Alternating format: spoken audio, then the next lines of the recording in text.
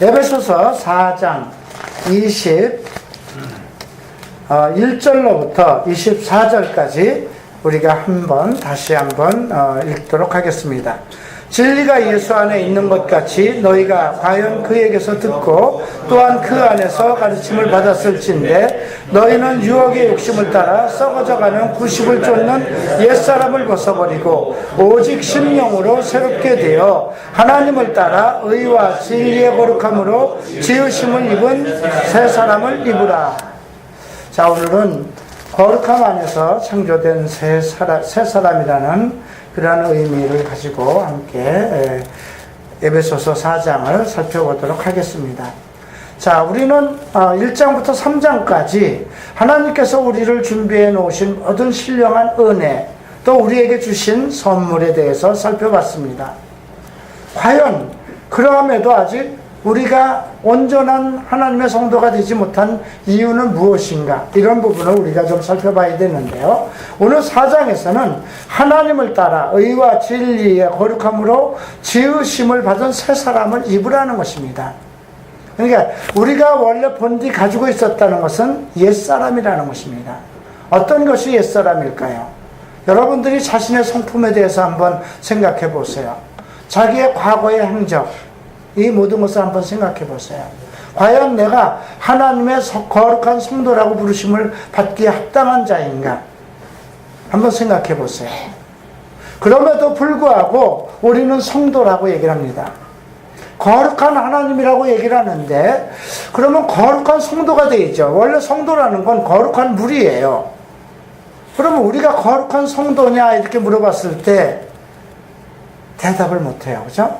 과연 나는 거룩한가? 왜 거룩하지 못한가? 많은 사람들이 두 가지 관점에서 그 거룩함에 대해서 생각하는데요. 윤리적으로, 도덕적으로, 또 성결함으로 거룩해야 거룩한 성도가 된다. 맞는 얘기예요. 근데 그렇게 윤리적으로, 도덕적으로 성결한 그러한 성품과 그런 행함 속에서 성도라는 그러한 그 위치에 있는 것이라면 우리는 지금 아무 의미가 없어요. 그죠? 성결하지도 못하고 도덕적으로, 윤리적으로 하자가 많아요. 그럼에도 불구하고 성경은 우리를 성도라고 합니다. 왜 그럴까요? 이것이 구약의 성도와 우리가 다른 점입니다. 구약에서는 하나님이 택하셨기 때문에 그냥 이 세상 가운데서 아브라함을 통해서 이스라엘 민족을 택하셨어요. 너는 나의 성도라고 했어요. 너희는 나의 백성이라고 하셨어요. 내가 거룩하니 너희도 거룩하라 하셨어요. 그 택하심으로 인해서 이스라엘 백성들은 모두 하나님의 거룩한 성도가 되었어요. 그것이 이스라엘 백성의 자존심입니다. 그리고 그들에게 주신 것이 예배고 말씀을 주셨어요.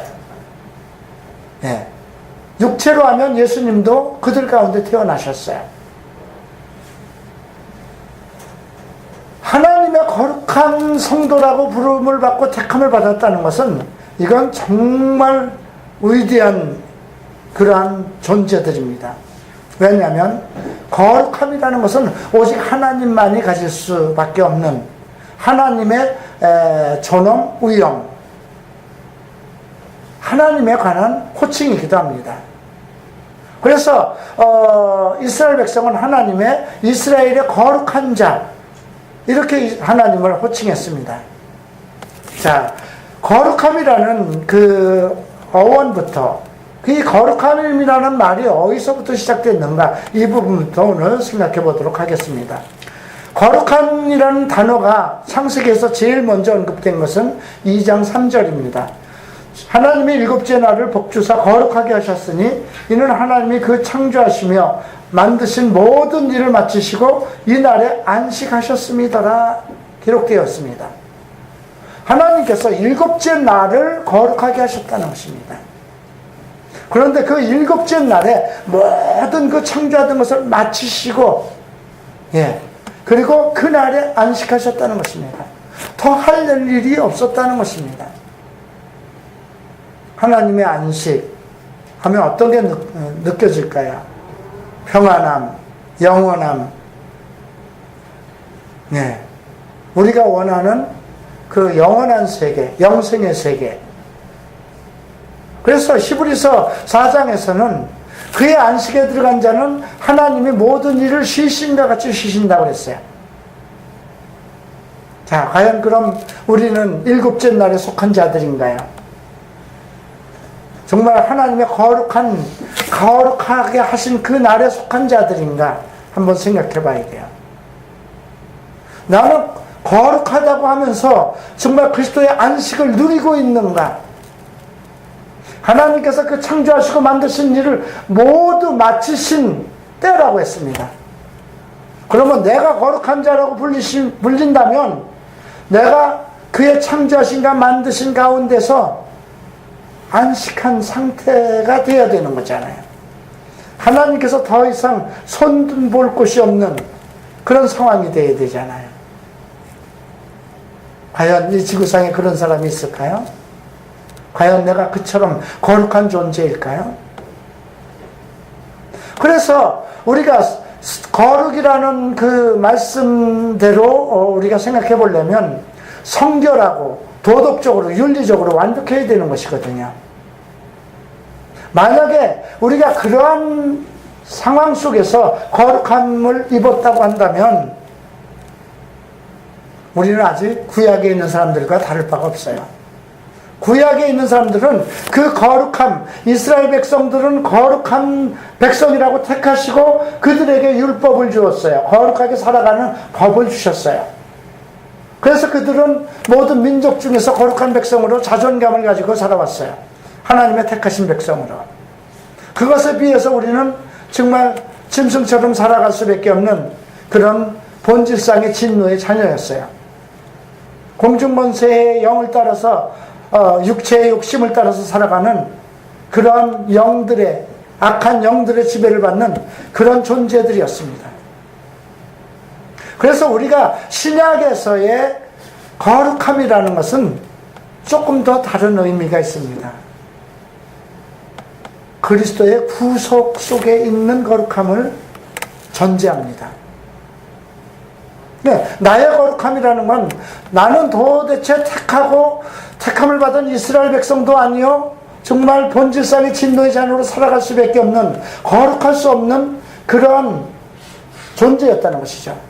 그런데 예수 그리스도 안에서 나를 택하시고 예수 그리스도의 구속함을 통해서 나를 거룩하게 하셨다는 것입니다. 원래 거룩이라는 단어는 구별하였다는 뜻입니다. 어디 와서 구별했을까요? 무엇과 구별했을까요? 세상과 구별한 것입니다. 죄와 구별하는 것입니다. 더러움에서 구별된 것입니다. 악에서 구별된 것입니다. 자, 여러분 자신을 생각해 봅시다. 나는 과연 세상에서 구별된 자인가? 악에서 구별된 자인가? 더러움에서 구별된 자인가? 그렇지 않음에도 하나님은 우리를 거룩한 자라고 부르십니다. 성도라고 부릅니다. 우리가 앞에서 로마서도 배웠고 고린도서도 배웠습니다. 고린도서에서도 우리를 고린도에 있는 하나님의 교회 곧 그리스도 예수 안에서 거룩하여지고 성도라 부르심을 입은 자들에게 이렇게 바울은 편지를 했습니다. 로마서에서는 하나님의 사랑을 입고 성도로 부르심을 입은 모든 자에게 편지를 했습니다. 고린도 교회가 과연 그 성도들이 거룩하였습니까? 로마 교회 성도가 과연 거룩하였습니까? 고린도 교회처럼 그렇게 정말 더러움이 많이 나타나고 정말 그 사탄에게 던져줄 정도로 음행하는 자가 있었고 분쟁하고 부부관계에도 문제가 많았고 그런 교회였습니다. 로마 교회는 정말 그 동성애라는 그러한 더러운 그 행위들을 행하는 그런 사람들까지도 있었고 시기와 질투와 분노와 패역한 자들로 구성되어 있었습니다. 그럼에도 성경은 그들을 성도라고 부릅니다. 자, 우리가 구약에서의 성도 하면 정말 이스라엘 백성들, 택한 백성으로 거룩한 백성이다 했을 때는 조금 우리와 같이 면에서 좀 그들이 상당히 거룩한 의로운 존재로 느껴집니다. 그들은 그냥 태어나면서부터 택하심으로 존재하였기 때문에. 그런데도 불구하고 우리를 그들과 사이에 막혀있던 율법적인 벽을 허물고 그들과 동일한 성도라는 위치, 하나님의 택하신 백성이라는 그 존재 위치에 놓기 위해서 그 가운데 십자가의 보혈로 우리를 깨끗하게 하신 예수님이 서 계시다는 것입니다. 그래서 우리가 그 과정을 이 장에서 배웠던 것입니다. 우리와 저들과 사이에 막힌 담을 허시고 가까운 데 있는 자에게 평안을 전하시고 먼 데 있는 자들에게 하나님의 평안을 주셨다는 것입니다. 하나님의 안식에 이르게 하기 위해서, 하나님의 평안함에 거하게 하기 위해서. 그래서 우리의 모든 죄를 죄 없다 하시고 우리가 오직 그를 믿음으로 인해서 거룩한 성도라 부르심을 받았다는 것입니다. 그래서 우리는 나는 어떤 성결치도 못하고 나는 아주 윤리적으로 도덕적으로 한 자가 있다 하더라도 하나님의 은혜로 말미암아 예수 그리스도의 구속함으로 내가 거룩한 백성이 되었기 때문에 내가 어떻게 살아가야 되는지, 어떻게 나의 결과가 어떠한 상황까지 가야 되는지, 이것은 매우 중요한 문제입니다. 그래서 오늘 우리가 에베소서는 매우 우리에게 가리키는 부분이 매우 큽니다. 첫 번째 4장 1절에서 우리가 거룩하게 되어야 되는 그 방법을 가리키기 위해서 제일 먼저 우리에게 언급을 한 것이 부르심을 입은 부르심에 합당하게 행하라고 언급하고 있습니다. 우리를 거룩한 존재로 부르셨다는 것입니다. 자, 이 부르심에 대한 것은 우리가 출애굽기에 언급되어 있는 말씀이기도 한데요. 아까 거룩함이 첫 번째로 언급된 성경은 창세기 2장 3절이라고 그랬어요. 그죠? 하나님께서 그 날을 거룩하게 하시고 그 모든 일을 마치시고 안식하셨다. 거기에서 제일 먼저 거룩함이 언급되고 있습니다. 그런데 흥미롭게도 거룩이라는 단어가 성경에서 두 번째로 언급되는 것이 출애굽기 3장 5절입니다. 바로 모세를 부르실 때, 하나님께서 모세를 부르실 때 너는 이곳은 거룩한 땅이니 신을 벗으라 이렇게 명령하십니다. 참 특별하죠. 네. 그래서 오늘 우리가 지금 4장 1절에서 너희가 부르심에 입은 부르심에 합당하게 행하라는 이 말씀 속에서 우리가 발견해야 되는 것은 우리는 거룩하지 못하였지만 그의 부르심 속에 거룩한 존재가 될 수 있다는 것입니다. 그렇기 때문에 그의 부르심에 온전하게 행해야 된다는 것입니다. 그러면 우리가 어떻게 그의 부르심을 온전하게 행하는 것일까요? 먼저 겸손과 온유와 오래 참음으로 사랑 가운데서 서로 용납하라고 합니다. 겸손과 온유, 이것은 참 시기와 질투로 경쟁사에서 살아가는 세상에서 정말 이렇게 살아가면 바보가 되고 조금 모자란 사람이 될 수도 있는 그런 언어입니다. 그럼에도 성경은 우리에게 겸손과 온유로 하고 오래 참으라고 합니다. 그리고 사랑 안에서 서로 용납하라고 그러죠. 또 하나는 평안에 매는 줄로 성령의 하나 되게 하신 것을 힘써 지키라고 그러죠. 힘써 지킨다는 것은 그만큼 쉽지 않다는 것입니다. 성령의 하나 매는 줄로 하나가 되어야 된다. 이 사람들이, 여기에 있는 교인들이, 성도들이 일체감을 가져야 된다는 것입니다. 성령 안에서 평안으로 하나 일체감을 이루어야 된다는 것입니다. 그렇게 일체가 되어야 되는 이유는 몸이 하나고 성령이 하나고 우리의 부르심의 소망이 하나이기 때문이라는 것이죠. 하나님은 우리 각 사람들에게 특별한 소망을 가지고 계시는데 그것이 성령 안에서 일체감을 가지고 성취되어 간다는 것입니다. 우리가 이렇게 성령 안에서 하나가 되어야 되는 것은 예수님도 한 분이시고 믿음도 하나고 세례도 하나고 하나님도 한 분이시기 때문입니다. 그래서 그 일체감을 성취하기 위해서 예수님께서는 그가 하늘로 올라가실 때에 그 잡힌 사람들, 부름을 받은 사람들, 그 사람들에게, 사로잡은 사람들에게 선물을 주셨다는 것입니다. 그가 하늘로 올라가실 때 사로잡은 자들이 누굴까요? 그 안에서 택한 자들입니다. 예수를 자기의 주로 섬기고 믿은 사람들입니다. 그 사람들에게 은혜의 선물을 주셨다는 것입니다. 그러니까 여러분들은 모든, 예수를 믿는 모든 사람들은 하나님의 선물을 받은 사람들입니다. 각양각색의 은사가 있는 사람들입니다. 자, 그래서 그 은사를 통해서 여러 가지로 나타나는데요. 11절을 보면 사도와 선지자와 복음 전하는 자와 목사와 교사, 먼저 성도들을 지도하고 가르칠 수 있는 그런 부르신 특별한 복음 사역자들을 언급하고 있습니다. 그들을 세우신 목적은 12절에서 성도를 온전케 하며 봉사의 일을 하며 그리스도의 몸을 세우기 위함이라는 것입니다. 네. 요즘 제가 조금 2층과 3층을 조금 확장하면서 많은 걸 생각하고 있습니다. 과연 이것이 내가 해야 되는 일인가?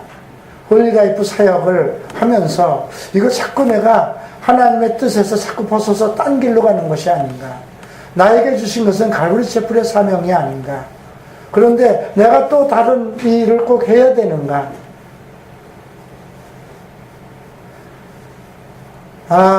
이것을 해야 되는지 말아야 되는지, 가끔 그런 생각을 합니다. 예수님께서 베드로를 불러서 마지막으로 하신 말씀인지요.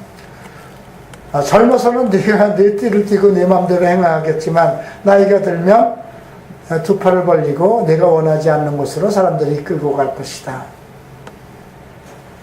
요즘 저는 그냥 갈보리 채플 사역자로서 내 맡은 일만 성실하게 하고 싶은데 계속 세상은 또 다른 데로 나를 불러내고 있습니다. 자꾸 동성애를 정부에서 정치가들이 자꾸 이렇게 만지작 거립니다. 법제화하려고 합니다. 차별금지법을 만들어야 된다. 이렇게 자꾸 얘기를 하죠. 근데 미국이 이미 차별금지법을 만들어서 여러 가지 지금 부작용들이 일어나고 있습니다. 제과점 사장이 자기네들이 동성애자들 두 사람이 결혼을 하려니까 그 케이크를 만들어 달라고 그런 거예요. 그런데 나는 하나님을 섬기는 사람으로 동성애자들의 결혼을 위한 케이크를 만들 수 없다. 그래가지고 1억에 가까운 돈을, 1억인가? 그 벌금을 맞았다는 것입니다. 또 교회로 동성애자 두 사람이 주례를 서달라고 목사한테 왔는데 목사가 나는 주례를 설 수 없다 하니까 하루에 1,000불씩 그 주례를 설 때까지 벌금이 나온다는 것입니다. 이게 미국의 법입니다. 그런데 이것이 지금 만약에 통과가 되면 어떻게 될까요? 물론 통과가 되려면 국회에서 많은 논의가 있어야 되겠지만 그 논의가 일어나게 하기 위해서 이제 서울시에서부터 시민원장에 차별금지법에 대한 것을 인권이라는 그 빌미로 집어넣으려고 그러고, 서울에서 만약에 서울시가 그 시민원장에 통과되면 각 지자체에서 그것이 다 통과될 것이고, 이미 정치인들 중에는 민주당뿐이 아니라 새누리당에서도 이 문제를 만지작거리고 있는 그런 국회의원들이 있다는 것이죠. 그래서 아마 어떤 그 다른 동성애 반대 단체에 의해서는 내일 아마 서울역 광장에서 아마 집회를 계획하고 있는 걸로 알고 있습니다. 그런 것에 대해서 물론 이것이 통과되지 않도록 우리가 기도하고 막아야 되는데 과연 막아질 수 있는 것인가도 한번 생각해 봐야 돼요. 미국이 기독교 국가였어요. 그죠? 그러면 교회 숫자가 우리보다 엄청 더 많습니다. 미국인들은 대부분이 태어나면서부터 기독교 문화에서 태어났고 기독교인들이 엄청 많습니다. 그리고 교회도 많고 지도자도 많고 성령으로 기름 부은 목사들도 너무 많은데 과연 왜 그들은 그런 것을 막지 못했을까? 앞으로 적그리스도가 이 땅으로 오는데 우리가 저렇게 극렬히 빨간 띠를 메고 소리를 외치고 하면 적그리스도의 시대가 안 올 것인가 생각해 볼 때 그렇지는 않은 것 같습니다. 안 막을 수도 없고 막을 수도 없는. 근데 많은 사람들은 이호나 목사가 이 일에 앞장을 쓰지 않으면 누가 일을 하느냐 이런 얘기를 하는데 저는 이제 방법론에 대해서 얘기를 하는 것입니다. 그들이 보는 눈과 나의 보는 눈이 다르다, 시각이 다르다는 것입니다. 일반 교회에서는 그냥 동성애자들에 대한 시각이 상당히 곱지 않다는 것입니다. 그런데 우리 전체가 다 그러한 죄를 짓던 이방인들 속에 속한다는 것이 저희 주장이에요. 우리는 처음으로 태어날 때부터 하나님의 거룩한 존재라고 하나님의 택함을 받지 못한 그런 더러움에 살 수밖에 없는 그런 존재들이었다는 것입니다. 그러나 우리가 그리스도의 은혜로 예수 그리스도를 믿음으로 성도가 되었다는 것뿐입니다. 아직도 우리는 거룩한 존재로 얘기를 하지 못하고 있습니다. 아직도 우리 안에는 죄성이 있어서 작고 큰 많은 문제들 속에 이끌려 다니고 있으며 그런 죄로 인해서 애통하고 있다는 것입니다. 그럼에도 불구하고 유독 동성애자들은 큰 죄인인가? 과연 성경에서는 동성애만을 정죄하고 있는가? 이런 문제입니다.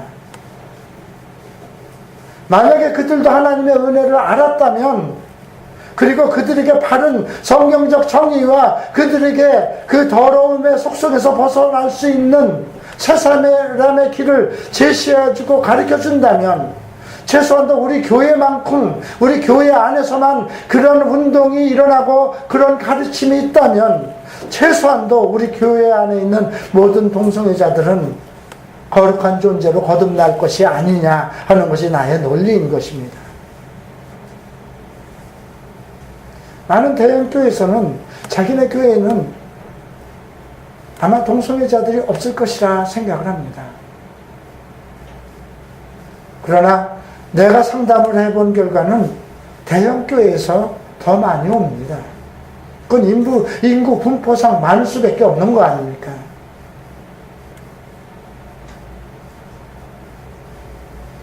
참 그런 상황 속에서 나의 주장은 그겁니다. 이제 좀 그렇게 교회가 다 들고 일어나서 동성애자들만이 얻은 그 특별한 악하고 사탄의 존재이고 이렇게 몰아제끼면 앞으로 제2의 이혼하는 한국 교회에 나타날 수가 없잖아요. 누가 나처럼 나타나서 헌신하겠어요? 그렇죠? 목회를 해도 목회가 안 되는데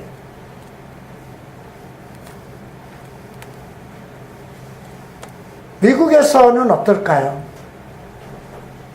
네, 많은 동성애 단체들이 있지만 그렇게 머리에 빨간 띠를 들고 시청이나 그런 광장으로 나가는 사람들도 많이 있지만 다들 차분하게 아직도 사람들을 만나서 상담하고 그들을 회복하는 일에 열심을 합니다.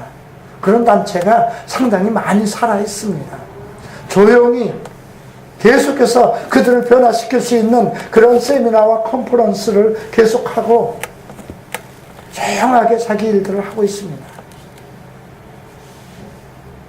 그래서 이번 화요일 날 이제 몇 사람이라도 이런 일에 앞으로 정말 동성애를 벗어난 사람들의 인권을 얘기할 수 있는 그런 모임이 있어야 되지 않겠는가.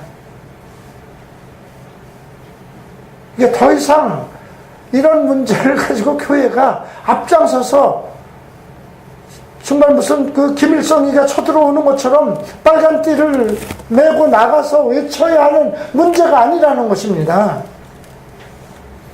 우리 교회 성도들 안에 과연 이들이 모두 거룩한 존재들인가? 그러면 이들이 하나님께서 이미 예수 그리스도의 구속함으로 거룩한 존재라고 했다면 이들이 거룩한 존재가 되기까지 위해서 우리가 무엇을 해야 될 것인가? 성경은 이미 그러한 일들을 하기 위해서 사도와 예언자와 전도자와 목사와 교사를 두셨다는 것입니다. 그들의 역할은 성도를 온전케 하고 봉사의 일을 하고 그들로 하여금 그리스도의 몸을 세우게 하기 위해서인데 우리나라는 그 역방향으로 나가게 된다면 이들이 나설 수가 없잖아요. 그리스도의 몸을 세울 수가 없고 다 숨어버려야 되고.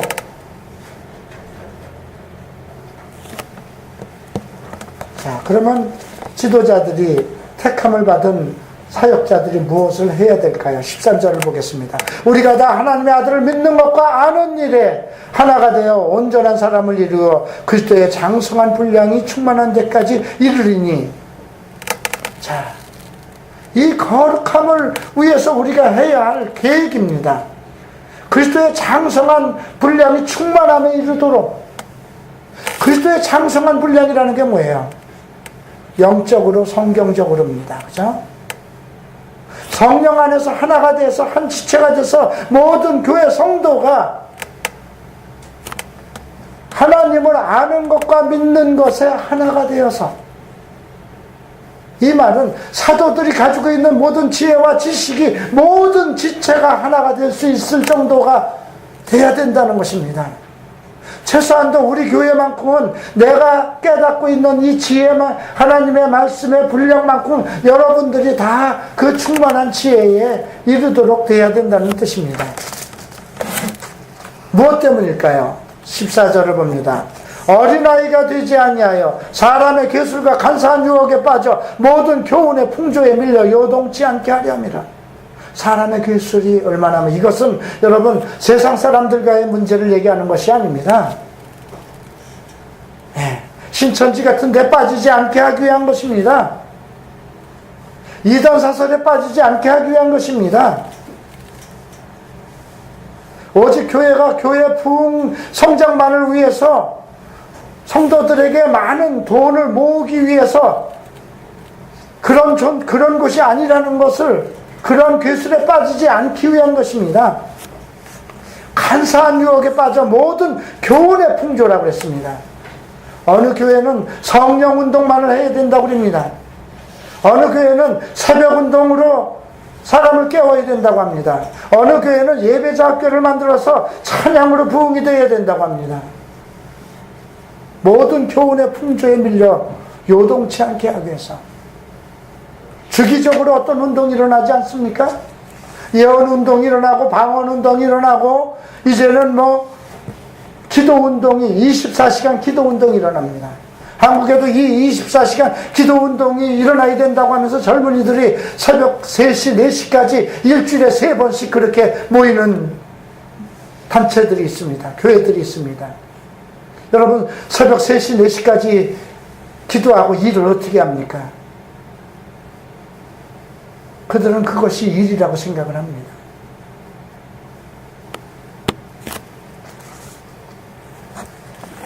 그런데 성경은 오직 사랑 안에서 참된 것을 하여 범사에 그에게까지 자랄지라. 그리스도는 그는 곧 머리니 곧 그리스도라고 합니다. 우리의 머리, 교회의 머리는 그리스도입니다. 그리스도에게까지 범사에 자라라는 것입니다. 그래서 그리스도의 장성한 분량이 이르도록, 그래서 우리가 초월된 지식, 성령의 가르치심과 인도하심 속에서 하나님의 그 초월된 그러한 지혜에 이르도록, 그래서 하나님의 뜻을 알게 하기 위한 것입니다. 자, 성경은 이제 우리로 요구하는 것이 있죠. 거룩한 성도가 되기 위해서 요구하는 것, 먼저 일체감입니다. 성령 안에서. 그리고 주께서 그 특별하게 세우신, 하나님의 계획을 위해서 세우신 사역자들을 통해서 그리스도의 장성한 분량이 이르도록 하나님의 지식 가운데 들어오는 것입니다. 자, 이제 하지 말아야 될 것이 무엇인가를 살펴보도록 하겠습니다. 17절 이후가 되겠습니다. 17절 봅니다. 그러므로 내가 이것을 말하여 주 안에서 증거하는 이제부터 이방인이 그 마음에 허망한 것으로 행한같이 너희는 행하지 말라. 우리는 이방인이 아니라는 것입니다. 이제 이스라엘 택한 백성과 함께 그들 사이에 차별이 없는 하나님의 성도라는 것입니다. 네.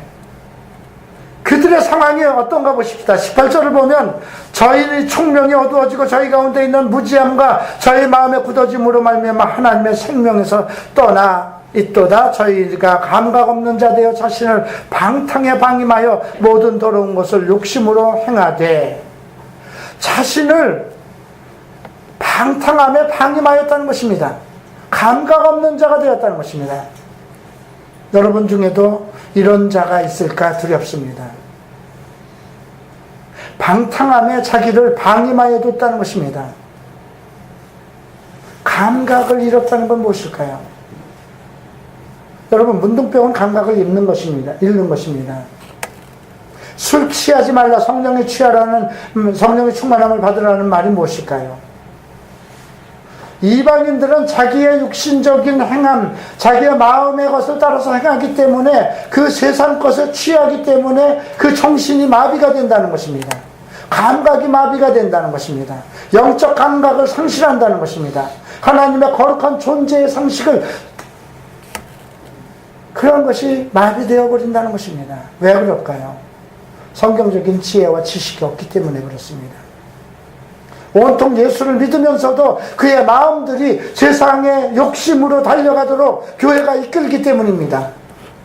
돈을 벌기 위한, 출세를 위한 그런 쪽으로 계속 그들의 믿음을 강조하기 때문에 모이는 성도들이 모두 축복을 주십시오, 돈을 주십시오, 명예를 주십시오, 이런 쪽으로 갈구하기 때문에 그것이 전부 다 세상의 더러움인데, 그 세상의 더러운 것이 그 사람들의 정신과 감각을 마비시켜서 자기 자신을 방탕에 방임한다는 것입니다. 과거 30살에 예수를 믿어서 12년 동안도 거듭나지 못하고 그렇게 그 더러움에서 벗어나서 온전해지기를 소망하는 그 마음이 마음속에 있었음에도 불구하고 12년 동안을 그렇게 더러운 생활을 그대로 지속하고 있었다는 것이 제 인생에서 가장 부끄럽고 괴로운 시간입니다. 나의 어머니께서 나를 위해서 목숨을 버린 것보다 더 애통하는 것은, 내가 예수를 믿었음에도 12년 동안을 그 더러운 인생을 살고 있었다는 것, 그것이 더러운지도 몰랐다는 것입니다. 하나님의 성도라고 부르심을 받고 하나님의 거룩한 자여 의로운 자라고 이미 예수 그리스도의 그 이름으로 그러한 존재로 명명이 되었음에도 불구하고 나라는 존재는 감각을 상실한 자가 돼서 방탕에 내 몸을 방임한 상태로 살아왔다는 것, 그것이 제 인생에서 가장 부끄럽고 가장 애통할 그런 시절입니다.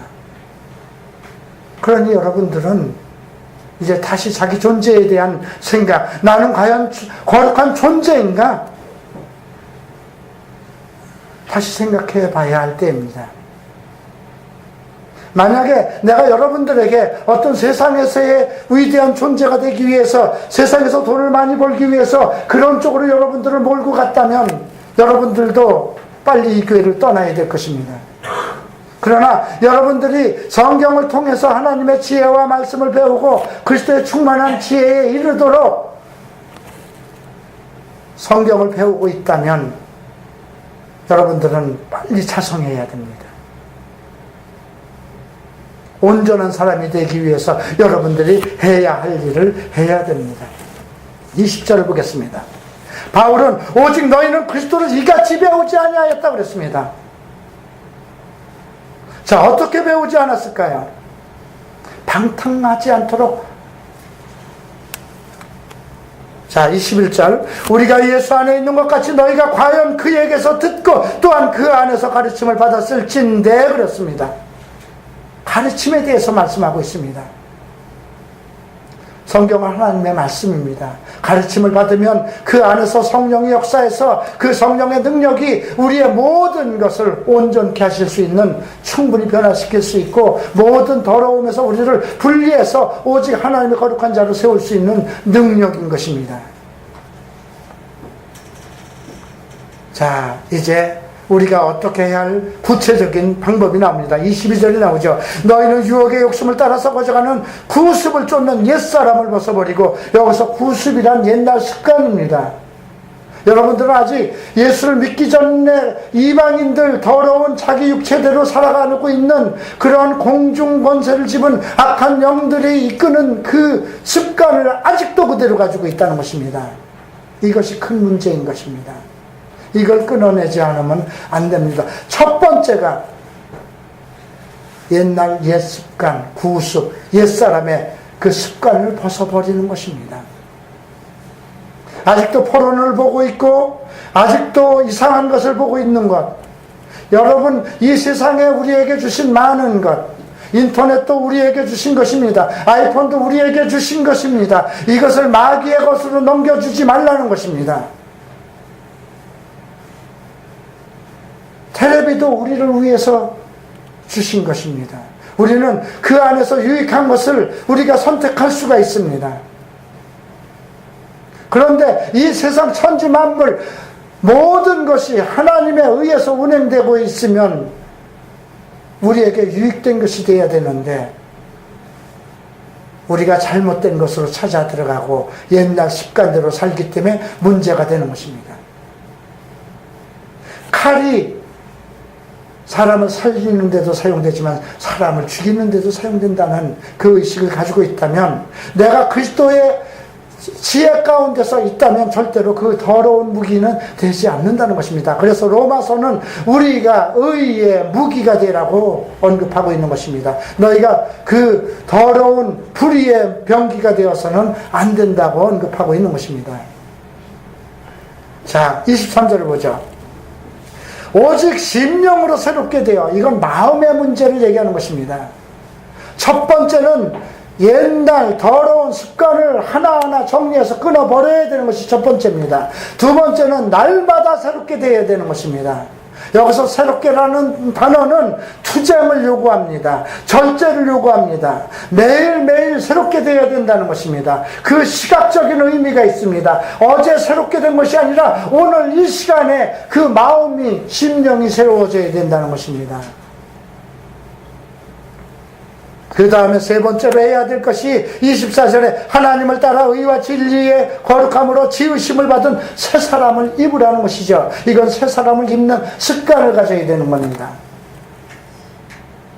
매일같이 나와 함께 나와서 함께 생활하는 청년들이 있습니다. 나는 이 청년들이 하나님의 말씀을 들을 수 있는 완전한 준비가 되어 있는가 한번 생각해 볼 때가 가끔 있습니다. 성경을 가리키면서 여러분, 화초에다 물을 주는데 이 물이 들어가는 것을 보고 그 물이 스며들어가서 화초가 잘 자라는 모습이 되어 있는 상태를 보고 물을 주는 거거든요.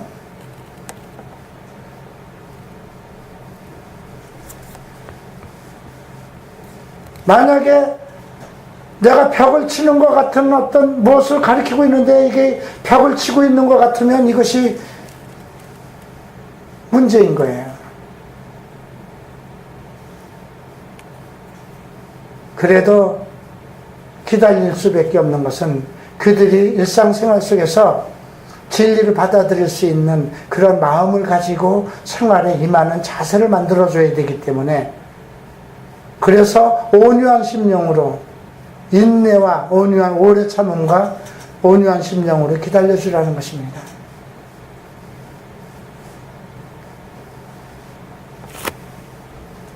자, 이렇게 해서 우리가 그러니까 옛습관, 그런데 이것이 모두 교회에서 가르쳐야 될 것이잖아요. 21절에서 진리가 예수 안에 있는 것 같이 과연 그에게서 듣고 그에게서 가르침을 받았을진데 그랬었는데, 하나님께서 기름 부음을 통해서 사도와 예언자와 전도자와 목사와 교사를 세워서 그들에게 그리스도의 장성한 분량에 이르도록 하나님의 말씀을 가르치도록 세웠는데, 그들에게서 이러한 진리의 복음이 선포되지 않고 있다면 이것이 성도들의 첫 번째 문제죠. 그럼 만약에 너희가 진리의 복음을 가르침을 받았다면은 이제 각 사람이 해야 할 일이 있는 것입니다. 옛습관, 더러운 습관을 스스로 끊는 것입니다. 그리고 심령으로 새롭게 되어서 하나님을 따라 진리와 의와 거룩함으로 지으심을 입은 새 사람이 되어야 되는 것입니다. 그렇게 되기 위해서 이제 우리가 생활 속에서 실천 방법까지 자세히 나옵니다. 25절을 보죠. 거짓을 버리라고 합니다. 26절에는 분을 내어도 죄를 짓지 말라고 그러는 겁니다. 이 말은 실제로 이방인들 속에서 세상을 살아가는 사람들 속에서 예수를 믿으면 그들 속에도 있는 죄의 속성을 얘기한 것입니다. 첫 번째는 거짓입니다. 아마 많은 죄를 짓고 있는 아들을 보면 자기 아들이 얼마나 거짓말쟁이인지 잘 알 겁니다. 나는 내가 얼마나 거짓말을 잘하던 사람인지 정말 지금 생각하면 거짓말엔 천재가 돼요. 참 그게 희한해요. 그죠? 거짓말은 천재가 돼. 그래서 거짓을 먼저 버리라는 것입니다. 두 번째, 분노가 많습니다. 뭐한 놈이 뭐 한다고 야단을 치면 지가 더 야단해서 분을 내니까 참, 분을 내어도 죄를 짓지 말며 해가 지도록 분을 품지 말고 마귀로 틈타지 못하게 하라. 거짓말하는 생활과 분노의 생활 속에서 마귀가 틈을 튼다는 것입니다. 26절은 도둑질하지 말고 구제에 힘쓰라고 나옵니다. 그리고 제 손으로 선한 일을 하라고 그러죠. 29절은 더러운 말은 입 밖에도 내지 말고 덕을 세우는 대로 선한 말을 하라고 그럽니다. 예수를 믿으면서도 더러운 말이 툭툭 튀어나오면 안 되죠. 더 중요한 말은 30절 보십시오. 하나님의 성령을 근심하지 말라. 근심하게 하지 말라. 그 안에서 너희가 구속의 날까지 인침을 받았다. 예수 그리스도의 온전한 구속, 우리의 육체의 구속, 우리가 이제 하늘로 올라가서 온전히 영생에 들어가는 그 육체의 구속의 날까지 성령 안에서 인침을 받았기 때문에 성령을 근심하지 않게 하라는 것입니다. 우리는 성령의 몸입니다. 우리 안에 성령이 거하시기 때문입니다. 자, 마지막으로 31절과 32절 함께 읽을까요? 너희는 모든 악독과 노함과 분냄과 떠드는 것과 회방하는 모든 것을 악의와 함께 버리고 서로 인자하게 하며 불쌍히 여기며 서로 용서하기를 하나님이 그리스도 안에서 너희를 용서하신과 같이 하라. 그래도 마지막으로 우리에게 당부하는 것이 서로 간의 용서가 언급되고 있습니다. 자, 우리는 모두가 거룩한 성도입니다. 변하지 않습니다. 아직 온전해지지도 못하고, 아직도 성결하지도 못하고, 아직도 윤리적으로 도덕적으로 하자가 있음에서도 불구하고 우리는 예수 그리스도의 구속으로 성도라 하고 부르심을 받았습니다. 왜 그럴까요? 그리스도 안에서 택하심을 받았기 때문에. 그러나 이제 우리는 하나님께서 성령 안에서 하나가 되고 성령으로 세우신 그 지도자들의 가르침을 통해서 성경을 가르침을 받고 그 성령 안에서 우리가 스스로 해야 할 이러한 많은 일들이 있는 것입니다. 이것은 누가 해주는 것이 아닙니다. 거룩함을 이루어졌지만 거룩한 성도로서 살아가는 방법은 내가 행해야 되는 것입니다. 여러분들이 옛 습관을 끊어내고 심령으로 새롭게 되어서 하나님을 따라 의와 진리와 거룩한 성도로 살아가기를 주의 이름으로 축원합니다. 기도하시겠습니다. 일어나시기 바랍니다.